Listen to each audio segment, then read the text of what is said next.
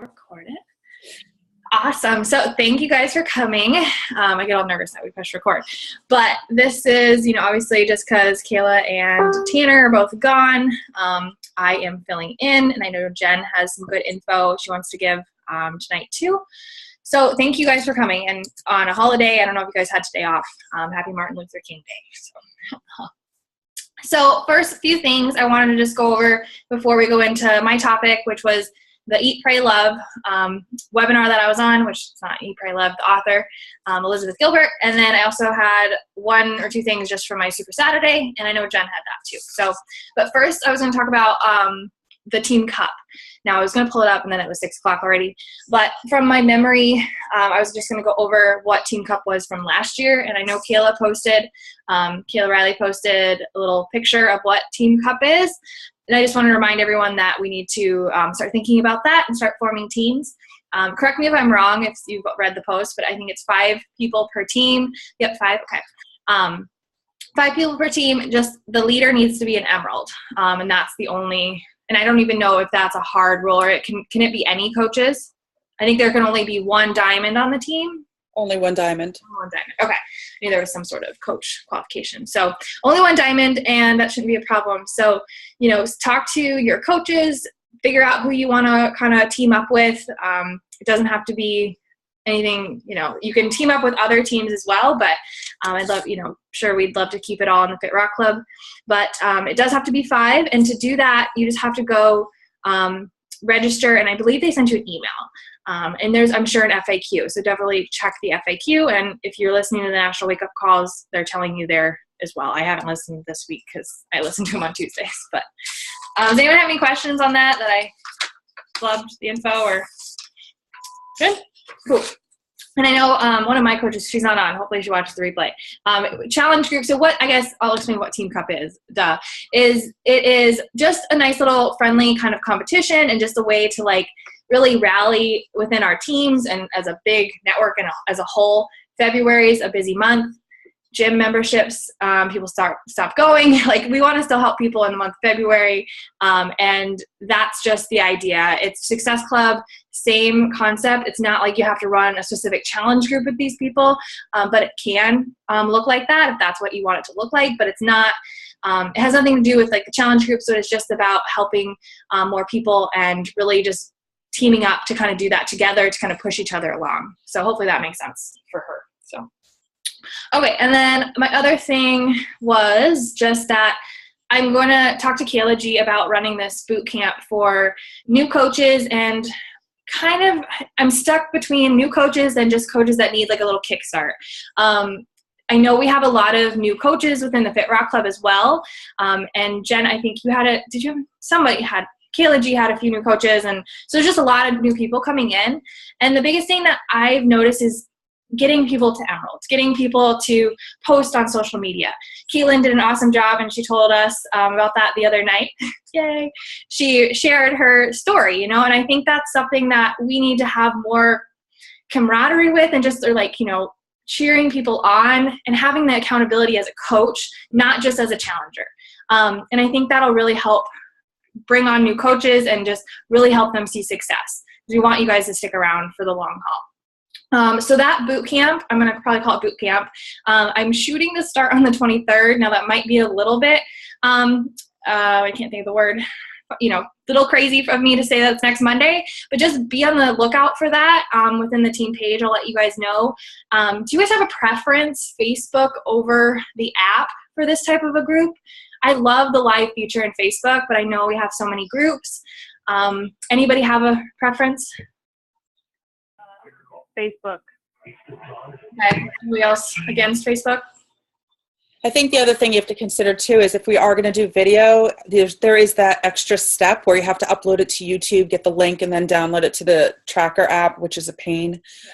So for simplicity, I think the Facebook group would probably be just easier to manage. We know how to run it. The challenge group tracker app, although we know how to run it, it's still kind of wonky, Yeah. So I don't think we need to teach people how to. My idea was I would still have people do their challenge group with their challengers. This would just be an extra accountability. I mean, I can ask Kayla if we can run it in our page just to give it some more if but we'll kind of work those details out this week. But good to know you guys like Facebook. So cool. With that being said, do you want to take over, Jen, and go over some info that you want to share? Sure. Yeah, awesome. Thank you, Julia. So one thing before I get into my Super Saturday, I was on a demon. Oh my God, it has been a day. I was on a diamond call last night. And the one thing that Paul super stressed is the importance of getting our coaches to live events. It is so critical because that's where people feel the energy, the emotion, the passion. They hear the stories. If you know that you're going to a Super Saturday and you're getting one of the top 10 coaches, like unfortunately I was just in a different mindset because of my surgery, but if I really put my mind to it and said, you guys, I have the number 2 coach, my Super Saturday, like you need to come with me. I'm just thinking of the possibilities, how many potential coaches I could have had. So Paul is really stressing, not only do we, like the 6 of us here, plus our teammates, like do we have to go to Super Saturdays and live events, but you have to bring somebody. That's the way how you build your team. That's the way how we build our business. So the next one is April 8th. So please put it on your calendar, start thinking about your people on your list and say, you guys got to be here. And if you don't like the people at your Super Saturday, find one near you. Maybe take a drive, go for a road trip. There were people at my Philly one from Long Island and Boston because they wanted to hear Bonnie Engle. So it's not crazy to do that. Okay. So with that said, Bonnie Engle was my speaker at Super Saturday. Did you guys all listen to National Wake Up Call today? Anybody? Okay, good. So then my story telling her story won't repeat her National Wake Up Call story. So she is amazing. Amazing. Please follow her. Like, I know, here's the thing. Look at me. Like, mom, 3 kids, 46 years old. I look nothing like her. I cannot relate to her. She has 2 furry babies. She and her husband travel all over, right? I don't get her. I mean, we're different lives. But when she talks and tells her story, there's nothing like it. And you can learn how to tell your story by looking at how she tells hers. The way how she writes her posts are so different than just saying like, I love my Shakeology because it makes me feel so good. Like, that's not, you won't see her talk like that at all. She tells a story that is filled with, why is she doing that? I want that too. Like, you know what I mean? You're starting to think, I want what she has. She's got a crazy, insane, positive energy. So I just want to share really fast her story. And her story is very long, so I will truncate it. When she was about 10, I think 12 years old, she lived with a single mom. Her dad wasn't around, and her mom worked a lot of hours. So when she had her mom's time, she really took advantage of it because she wasn't always with her mom. So the one day her mom said, let's go to the park. Let's spend some time at the park. So maybe she was 10. And they went on the seesaw. And she was on this wooden seesaw. And because of her mom's weight was clearly different than Bonnie's, when her mom went up, Bonnie slammed down, or something to that nature. Bonnie slammed down. I guess that was the opposite. But somehow, I know. The mom came down. Bonnie went up. But when Bonnie went up, she slid on this wooden seesaw. 4.5-inch splinter. I know. So the way how she started the story, I'm going to tell you a story about me with a 4.5-inch splinter and my butt. And she had everybody silenced. Like, everyone was like, what the hell? 4.5-inch splinter on a butt. The bottom line, like the whole story, was that it became seriously infected to the point where it became life-threatening. And she ended up in the hospital. And she grew up here in the Philly area, so she went to CHOP. The problem was that nobody knew. She ended up having, like, some of her organs were failing. She was on this, she was on that. Like, she was a dying child. And she was in intensive care, and then she was in this wing. And basically, she said they put her in the wing that was ultimately, like, near, end of life. And she had a roommate. Her name was Sarah. And Sarah was near death as well, fighting whatever battle. But the difference between the two was Bonnie was giving up and Sarah was not. So Sarah every day said, I want to go to the playroom. And she'd wake up every day, sick as a dog, and she'd go to Bonnie and say, Bonnie, do you want to come to the playroom with me? And Bonnie would say, no, you're crazy. I don't want anything to do with that. Like total negative Nelly. I hate life, giving up. Every day, Sarah went to the playroom. She played with the toys. She played with the games. She played with friends. And every day she'd come back to the room and she'd tell Bonnie with happiness and joy and excitement about what she did in the playroom. And she did this. She said she was in the hospital for several months. And every day, to the point where finally, if Sarah missed coming back or if Sarah had to go somewhere, but so she wasn't there, Bonnie would say, well, where's Sarah? Well, I don't want to go to the playroom, but where is she? She's got to tell me who she played with. Who'd she go see? What games did she do? And what she realized was she liked hearing Sarah come back and tell these stories and these games and the people she played with. And she was consistent. And every single day, Sarah would come back and tell her what she did.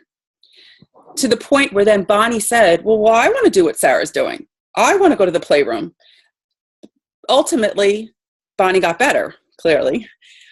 And they found out what it was, and they were able to heal her and put her on a recovery, and she left the hospital and whatnot. She later found out that Sarah passed. But she said she never forgot about Sarah. And she always kept Sarah in the back of her mind when she was doing things. And she now is showing her consistency in her business. And every day she shows up. And you know what? I have to say, I'm 46. This girl is 20-something years old. And every day I go to see what is Bonnie doing this morning. Every day.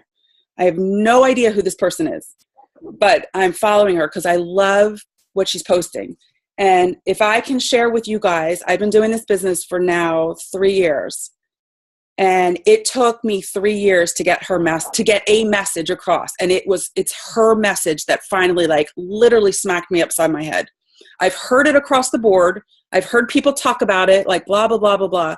But until you really, really think about, she told the story that was totally relate, like you can understand this little girl who's dying, and it didn't matter to her. Every single day she just wanted to go to the playroom, to the most nauseating point that Bonnie was like, enough with the playroom. But every day she'd show up. And when I tell you there was silence in this room of 800 coaches, and you looked around and there were tears in people's eyes, like that's the message, what we're supposed to be doing as coaches. Forget worrying about like the stress of, and I know we have to measure our business through success hub points, but you can't do it unless you're showing up. You can't do it unless you're telling your story. And you've got to be brave. And if I can share with you guys 3 years of me struggling, I promise you the faster you can get out there and just be brave and put yourself out there and tell your story. And not even about, if you don't want to expose yourself yet, you could just say, look at what Bonnie, like just look at her page. And she just talks about today, she's like, I'm feeling sick. I gave, this was not a day for me. Even coaches have bad days. So post that about you. You know what I mean? But we all have a story. And man, she rocked it. And it whipped my ass, that's for sure. So I hope that she told it amazingly well. I hope I shared it half as good as her, but I think you guys got the gist. So I've got a question. Yeah. I'm still new with this, Jen, but I've kind of been pondering some stuff like lately, and I'm like, I could have a pretty good story, but because I'm new, it's like, how do I get it out there? Mm-hmm. I think you could just start with where you are and say like, what made you come to Beachbody, Jordan? Like, why did you take a chance on us? Why? And I'm not saying, I'm just curious right now, like, are you poking? You're like, I'm trying to get the mute button. I'm like, okay, it's not going. But what was it that you wanted to change? Like, what did you need to do? Okay. I guess. All right. So for me, it was. Well, I've done this before, not like coaching, but beach body before, and I had success with it. And then, long story made short, I'm a recovering alcoholic. I got 2 years sobriety last month. Congratulations. Thanks, appreciate it. Yeah.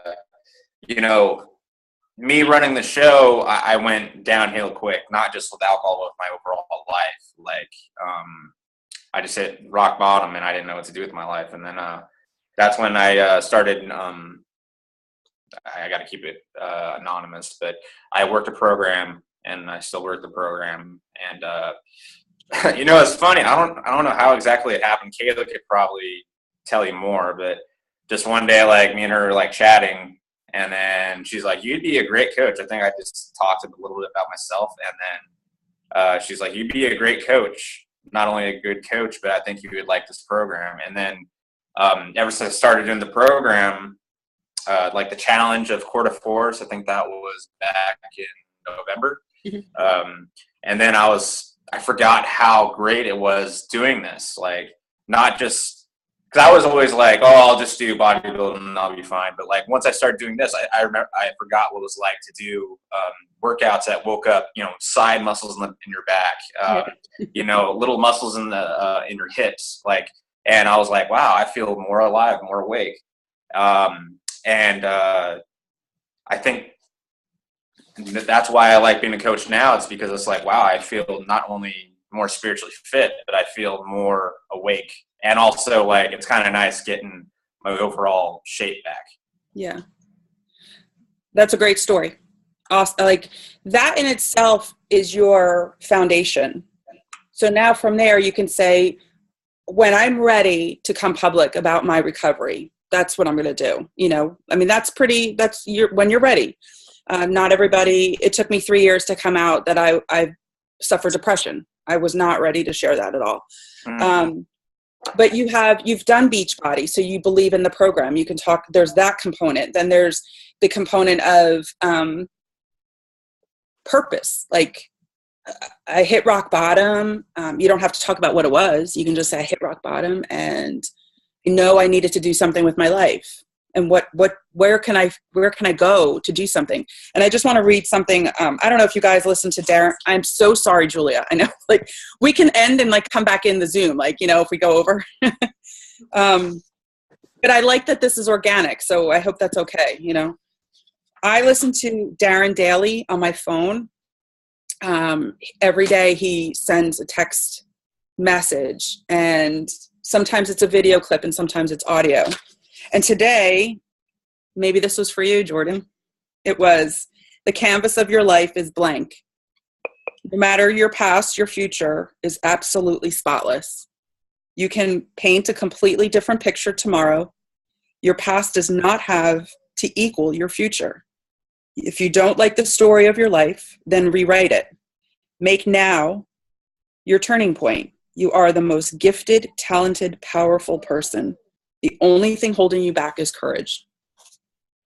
That brings me to chat. Is that not it? I don't know. I just get all like choked up with this crap. But my point is, just be brave. Just put something, like, start tomorrow. Like, think of it tonight, and tomorrow morning it's blank. It's all new for you. And you can say, I've been, whatever age you are, it's a new year, you're turning this age. You realize that there is more to life than struggling in blah, blah, blah. I've looked for places where I could feel a community, a sense of purpose. I can find joy in helping others. And don't mention Beachbody. Although, okay, there's two folds to that. Some people feel like you should announce your business in the beginning, if you haven't already. There are some people who say, like, hey, I'm now a Beachbody coach and I'd love to tell you all about it. I think you can do the jabs in the beginning. So, like, for this week, just talk about how you're making changes in your life, positive changes, physical, emotional, spiritual, you know, your program, I'm sure, has the spiritual aspect.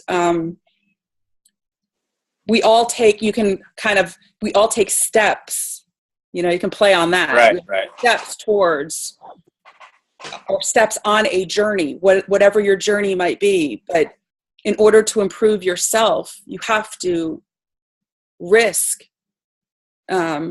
exposing yourself. And this is going to be my year to really shine. And you know what I mean? So there is an element of storytelling. So if you're not always good at it, that could be where some people get hung up on it.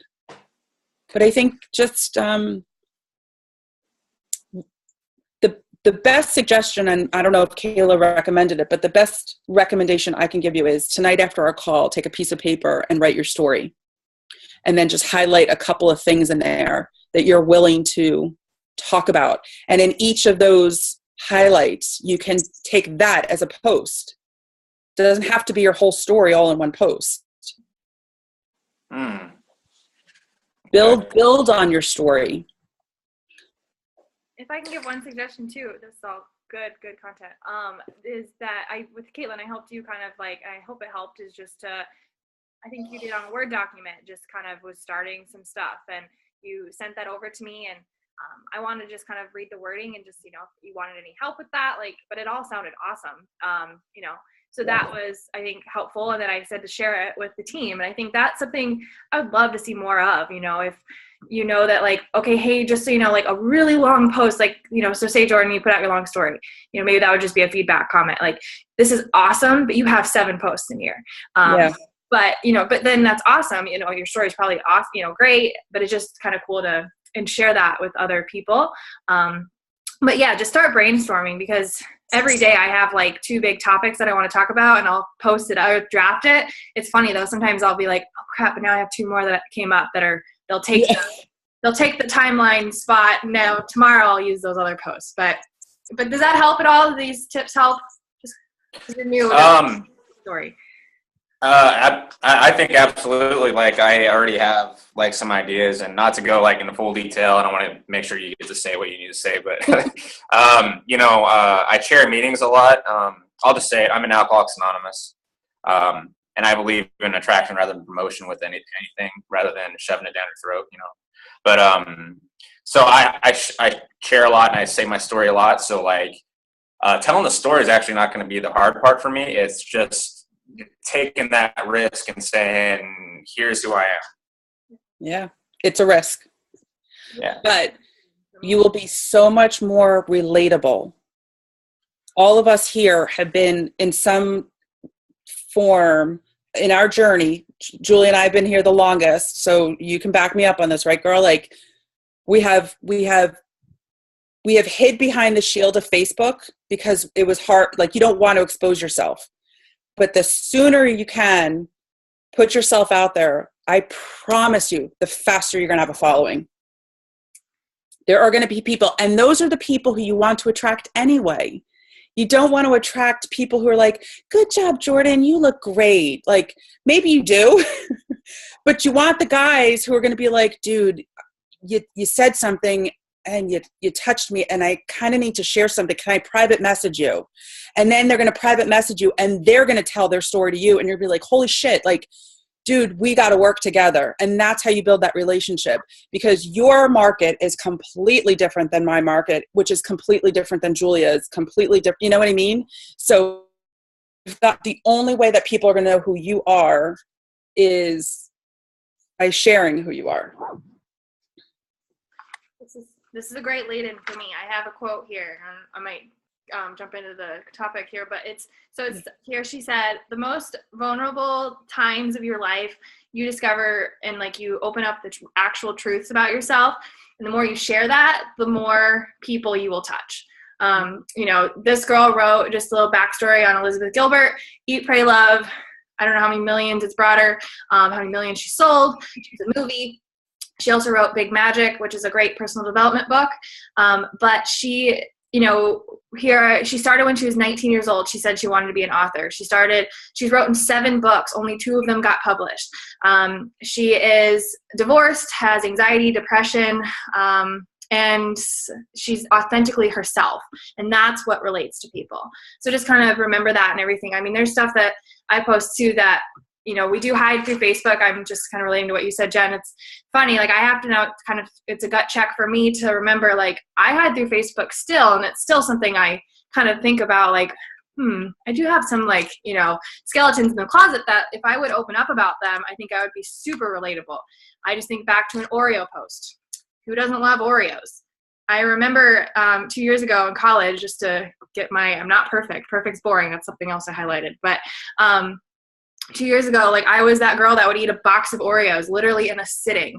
And that, yeah, Caitlin. So, and when I shared that, I got so many comments. Like, I'm so glad I'm not the only one that's done that, you know? And look at me now. Like, I'm finally getting those abs back, and like, it doesn't come off. Everyone just asked me, oh, did you get your workout in today? Yeah, I did. It sucked. I still, you know, so just remember that, you know, we're still all working on that. And yes. So, okay. My big topic here is, I'll try to get this in 10 minutes, but I was on a webinar with, I guess you can call it webinar speaker call with Elizabeth Gilbert. Again, Eat, Pray, Love, author. Has anybody read Big Magic? Show of hands. Anybody? No? No. Oh my gosh, you guys got to read it. It's so good. And I actually like listening to her better. So I have it on Audible, and I'm just bringing it up again today. Like I remember, like once you start listening to it again, you kind of remember all the stories. It was great. So her concept in Big Magic and this topic with her being on the Success Club webinar was, it's creativity versus fear. We're all creative. If you are the most square person, you are still creative. You know, everything that you have to make a decision about could be a little bit of creativity involved. You know, you have emotional decisions that come throughout your life all the time. Every decision that you make is an emotional one. So people that say they're not emotional, like you have all of these decisions that you're making in your life. All of that has some emotional effect on you. So I'm just going to kind of read through my notes, so I hope this somewhat makes sense. I'll, again, remind you at the end of this, but really focus on getting on these calls. I know that's a good way to measure our business, and I was able to, you know, measure my business with this, and I got a ton of value, and it's hard to even, like, relay it to you. So if you guys can get on it yourself, you would have, you know, you'll see how awesome this will be next month. So, okay. But life is scary. It's full of fear, and you can't avoid it, right? Just like we were talking about with sharing yourself in your story on social media. It's scary. But what is the alternative to not sharing? That's one thing that she kept reminding us of. You know, what is that option if no just keeps knocking at your door and saying, no, don't do that. I'll do it tomorrow. Okay, you know, you've let fear tell you that no, like, I don't want to share, you know, or I don't want to push play today. Where has it got you? By listening to no. And what is that alternative? And like, if you don't say yes one of these times, what's the alternative? So really think about that. Most of the time, the alternative isn't that awesome. It's not that great. It's usually just no. She does talk about here that, you know, if fear isn't always bad, that's something I think as coaches, as just like positive people, that we think that fear is always something that we got to push through, you know, full-fledged ahead. Like, I know as much as it sucks, like, and it's going to be scary, just go for it. But fear has saved lives. Like, fear can stop you from doing some pretty scary things, and it might save your life. So don't always think that it's, you know, something that you have to just push through and do, but really, like, think about the other options, if that makes sense. You know, if there is a better option by taking no, you can take the alternative and listen to that no and that fear, but don't let it hold you back. So this is a good thing she wrote down here. It says, or I wrote down, how am I using creativity in my life? Who do I want to be in this life? It's kind of a really big question, you know, like, do you want to be, you know, just kind of in coach world, do you just want to go through life just doing what you're supposed to do? Like, I feel so much more purpose and, you know, passion behind what I'm doing by doing this life. So kind of a cool, you know, that's why I love this Big Magic book and what she's talking about. So tackling fear of others judging you. So we're all afraid of fear. I'm reading my sloppy handwriting, so hopefully this makes sense. If we fight something, you will lose. That's usually what fear says, right? Instead of working instead of working truths. Oh, so instead of, she does like a really good job with visualizing this, and this is great listening to her explain this again. In the book, she does it too. But, you know, when no and when fear comes about, you know, listen to it. Have a conversation with it. When she talks, that's why I like her on Audible. She's literally having this conversation with this person that's fear and this person that's like her outgoing self. She's talking to this fear and being like, okay, so what's the better option here? You know, and then fear's like, just don't do it. It's not good, or it's scary. Don't do it. Now, she doesn't just say, get out of the car, like, screw you. She says, okay, you can come. We're going to actually go ahead and do it. I'm going to say no thanks to you, fear. I'm going to go ahead and do it my way. So I'm going to move forward. You can come, but you have to ride in the back seat. And you can't tell me on my journey that, oh, this was a bad choice. You should turn back now. You can come, but you can't talk. You can't be that backseat driver. So that was kind of like that, like, analogy, and it makes sense.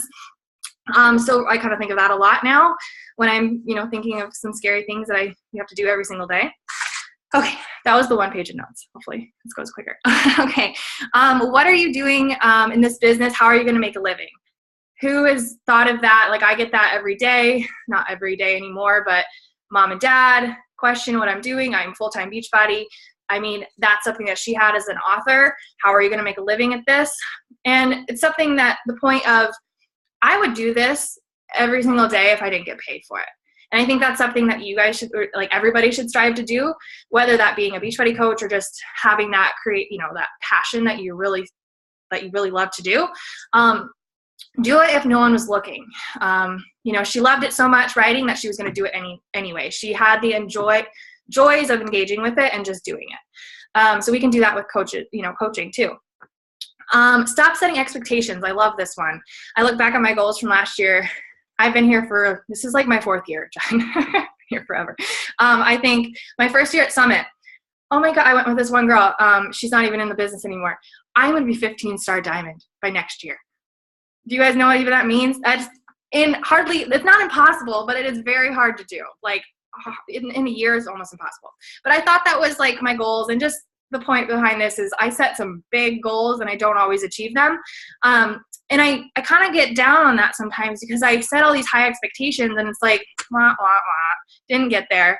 But don't set such like strict standards. Because if you think about it, like, just for another example, I wanted to be diamond by the end of 2016. I had that all over my apartment, sticky noted everywhere. I was close, but I didn't get there. Now, what if I would have gone diamond? I just want to know, what is the feeling? Is the sky just going to open up? Is my life just going to get so much better? No, it's going to be the same. The same hustle every day, the same daily to-do list. Like, it's going to be the same. It's kind of the same thing. Like, does it change when you get married? Like, I don't think so. So it's just like, all these expectations that you're achieving or, you're really striving for, but know like the real reason behind why you're doing that. Because if you do hit that goal, like, do you just stop? It's the same thing. So love the process. Do it if no one's watching you. And how do you know when you're going to get there? Just keep striving for more. I guess that was kind of her point. But okay, highlighted here.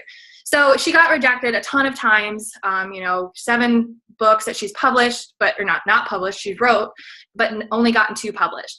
She had this, this reminded me of rejection. So, people keep telling me no. I've talked to people so many times, I finally got somebody into an open house. And, it was kind of what she said, instead of being like all down, like, oh, they sent me a no letter back. This book isn't good. Thanks for submitting it. She instead said, oh, this is so cute that they keep thinking that I'm going to stop. Like, I'm not going to stop. Like, I'm going to keep going.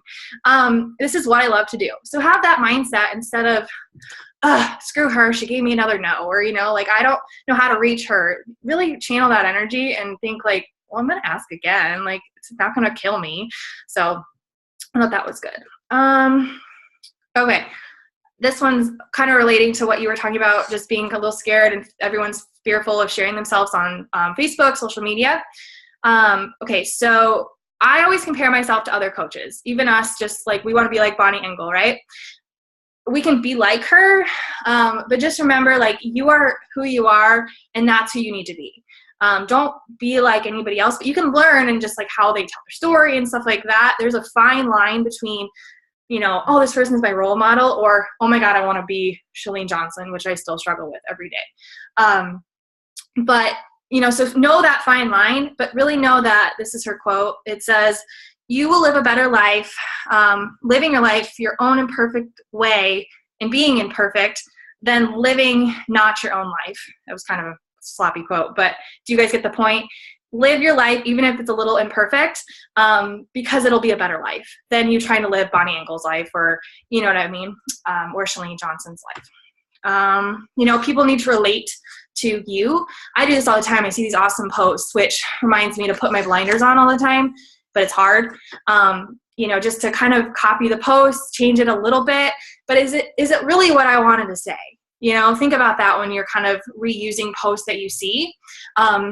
Does it fit you? Does it show that you have kind of like a heart? That was a little, that's kind of what she said. You know, you have to put yourself out there at where you're at now. So when you take other people's posts, like, just really remember that. And, you know, don't be that Christmas card perfection. That's another thing, that just kind of remembering that you're imperfect, and that's more relatable than being that Christmas card, because that's boring, super boring. Julia, do you want to get back on? You want to close out and get back on? Because we're less than a minute. You guys good? Or do you have, I mean, is that okay? If you want to go, like, that's fine. Thank you for jumping on. But okay, I'm going to stop the recording now. Okay, same number, same place. Yeah. In a sec. Okay. Yeah.